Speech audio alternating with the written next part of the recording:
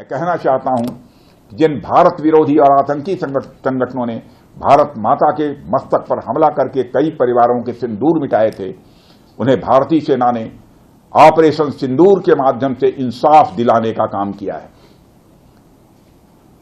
और इसके लिए आज सारा देश भारतीय सेनाओं का अभिनंदन कर रहा है।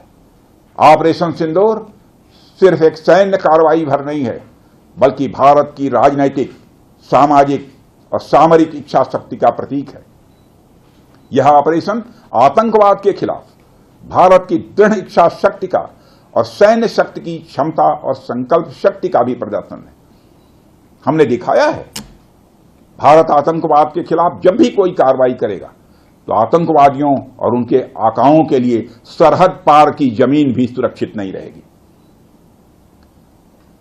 भारतीय सेनाओं ने ऑपरेशन सिंदूर को पाकिस्तान में मौजूद आतंकी ढांचा ढहाने के उद्देश्य से लॉन्च किया था।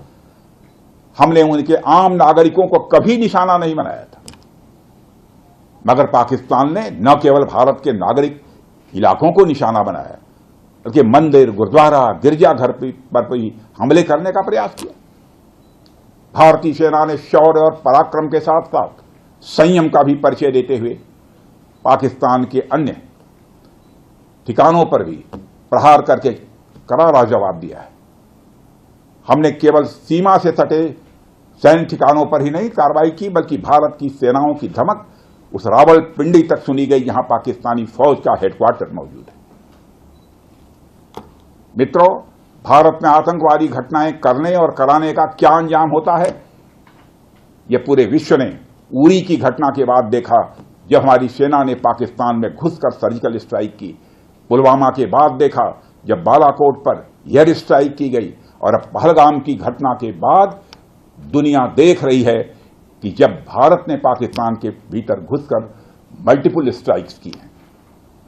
आतंकवाद के खिलाफ जीरो टॉलरेंस की नीति पर चलते हुए हमारे यशस्वी प्रधानमंत्री नरेंद्र मोदी ने स्पष्ट कर दिया है कि यह नया भारत है जो आतंक के खिलाफ सरहद के इस पार और उस पार दोनों तरफ प्रभावी कार्रवाई करेगा। यह हमारे प्रधानमंत्री जी ने स्पष्ट रूप से यह संदेश दे दिया।